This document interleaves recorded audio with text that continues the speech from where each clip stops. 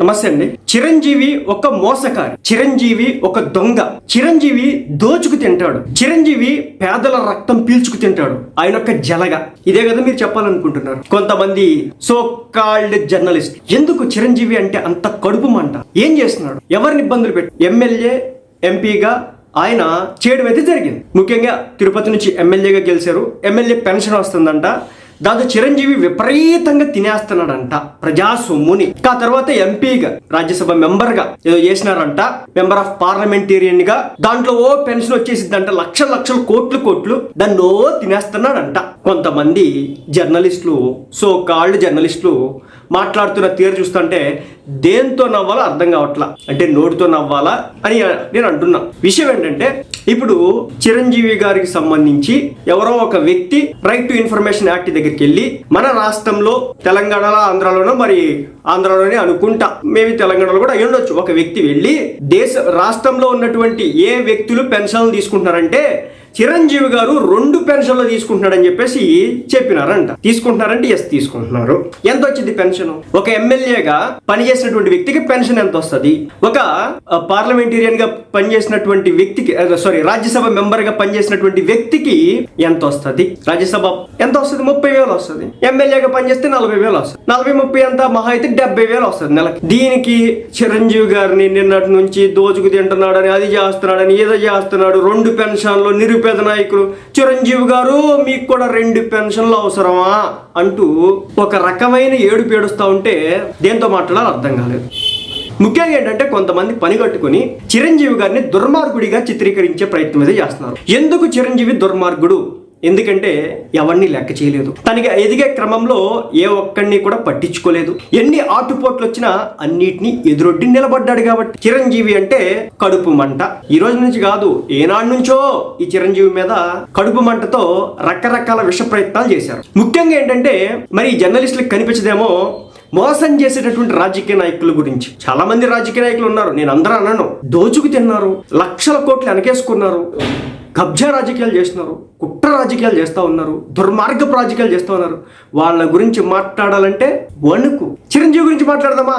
Soft target. మనిషి కదా, ఏమనడు కదా, స్ట్రైక్స్ వేయించడు కదా, తమ వ్యక్తిత్వాన్ని హననం చేస్తున్నారని చెప్పేసి ఏనాడు కూడా ఎదురు తిరగడు కదా.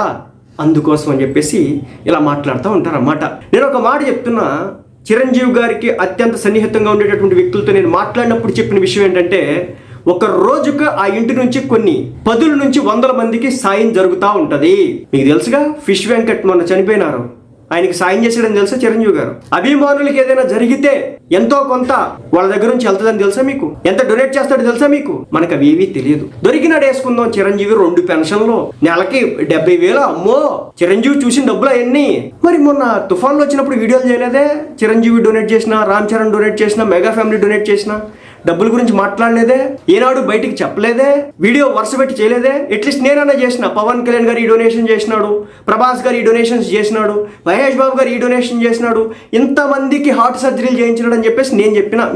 మీ నోటి నుంచి ఈ సో కాల్డ్ జర్నలిస్టులు, మేధావి ముసుగు వర్గం వేసుకున్నటువంటి జర్నలిస్టుల నోట్ల నుంచి ఈనాడు కూడా బయటకు రాలా. పవన్ కళ్యాణ్ అనే వ్యక్తి 1995-94 నుంచి నిన్న మొన్నటి వరకు దాదాపు 27 నిమిషాలకు పైగా చేసినటువంటి వీడియోలు ఉన్నాయి. నేను ఏనాడైనా మీ నోట్లోంచి వచ్చిందా? కానీ చిరంజీవి 2 పెన్షన్లు తీసుకుంటున్నాడు. చిరంజీవి 2 పెన్షన్లు తీసుకుంటున్నాడా?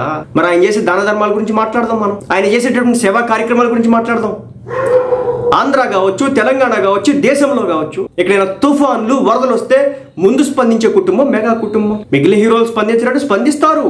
మన ఎన్టీఆర్ గారు స్పందిస్తారు, మహేష్ గారు స్పందిస్తారు, అల్లు అర్జున్ గారు స్పందిస్తారు, అల్లు అరవింద్ ఫ్యామిలీ మొత్తం స్పందిస్తూ ఉంటది. అందరూ స్పందిస్తారు, నీ కాదనట్లా.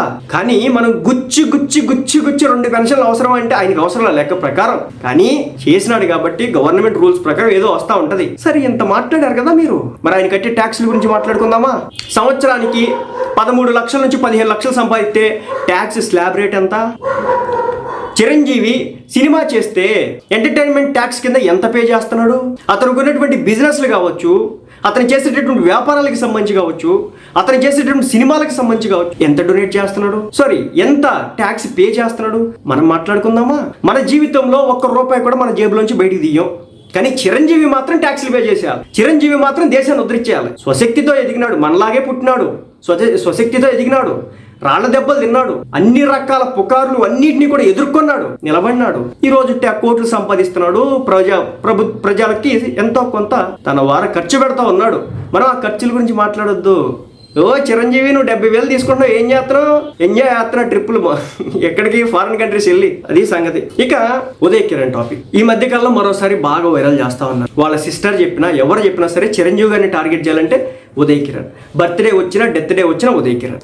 వీటి మీద ఖండించడానికి ఏ రోజు కూడా ఈ మహా సోకాల్డ్ జర్నలిస్టులు, ఈ మహాతోలు ఎవరు కూడా రెస్పాండ్ గారన్నమాట. ఎందుకు రెస్పాండ్ గారు? చిరంజీవి వ్యక్తిత్వాన్ని మనం బద్నాం చేయాలా, చిరంజీవి గొప్పతనాన్ని మనం చెప్పకూడదు. వాళ్ళ కుటుంబ సభ్యులు వచ్చి చెప్పినా ఎప్పుడో 2001, 2002 ఆ టైంలో వాళ్ళకి ఎంగేజ్మెంట్ అయితే పోతే 10 సంవత్సరాల తర్వాత పెళ్లి చేసుకుంటే అతను ఈ రోజుకి కూడా మనం అదే మెగా ఫ్యామిలీకి గుడ్డ కాల్చి మొఖం మీద వెయ్యాలా. వాళ్ళు దాన్ని ఆ మసిని దుడుచుకుంటా ఉండాలా. అంతేగా వాళ్ళు చేసే మంచిని చెప్పాం, వాళ్ళు చేసినటువంటి గొప్ప పనులను చెప్పాం, వాళ్ళు ఈ రోజుకి ప్రజలకు చేసే సేవని చెప్పాం. సరే, కళ్ళు అమ్ముకున్నాడు, రక్తం అమ్ముకున్నాడు అని ప్రచారాలు చేసినారు కదా. ప్రచారం చేసినాడు ఈ రోజు ఎవరి దగ్గరికి వెళ్ళినాడు? అదే చిరంజీవి గారి దగ్గరికి పోయినాడు. అదేమంటే రక్తాలు. ఈ రోజు రక్తానికి సంబంధించి, కళ్ళకి సంబంధించి ఆయన రన్ చేస్తున్నటువంటి ఏదైతే ఐ బ్యాంక్స్ ఏవైతే ఉన్నాయో, చిరంజీవి చారిటబుల్ ట్రస్ట్ ద్వారా చేస్తున్నటువంటి సేవలు ఏవైతే ఉన్నాయో వాటి గురించి మనం మాట్లాడదాం. కానీ మనం అవి చెప్పలేము. ఎందుకంటే మనకు మనసు రాదు. మనకి ఎందుకంటే చిరంజీవి అంటే కోపం. ఇక నెపోటిజం. చిరంజీవిని టార్గెట్ చేయాలంటే నెపోటిజం. ఆయన కొడుకుని తీసుకొచ్చేసినాడనో, ఆయన మేనల్ని తీసుకొచ్చేసినాడనో, లేదంటే ఆయన తమ్ముళ్ళని తీసుకొచ్చినాడో అదొక దారుణమైన ఏడుపు. ఆ లెక్కేసుకుంటే విజయ్ దేవరకొండ ఎవరు, నాని ఎవరు, రవితేజ ఎవరు, ఇలా వచ్చిన ఇండివిజువల్ పర్సన్స్, ఇప్పుడు ఉన్నటువంటి ఇండస్ట్రీలో ఉన్నటువంటి వ్యక్తులు ఎవరు, మనం వీటి గురించి మాట్లాడడం. ఇలా 1 కాదు 2 కాదండి. చిరంజీవి గారిని టార్గెట్ చేయడానికి వీళ్ళు ఎంచుకునేటటువంటి మార్గాలు అనేకం అన్నమాట. చెప్పినా కదా, ఇప్పుడు పెన్షన్ తీసుకుంటున్నాడంట ఒక 60,000 రూపాయలు. మరి ఆయన ఏమో, ఆయన ఉట్టి పుణ్యానికి ట్యాక్స్ కడతాడు. వాటిని ఆయన నెలకే కోట్లు కడతా ఉంటాడు. అలాంటి వ్యక్తికి 60,000 వచ్చి జేబులో పడ్డాయి అనమాట. ఈ పెన్షన్ల రూపంలో, లేదంటే ఉదయ్ కిరణ్ రూపంలో, నెపోటిజం రూపంలో, రక్తం కళ్ళు అమ్ముకున్నాడన్న రూపంలో, ఇలా వ్యక్తిని టార్గెట్ చేసి జీవితాంతం ఆయన మీద ఏడుస్తానే ఉంటారు.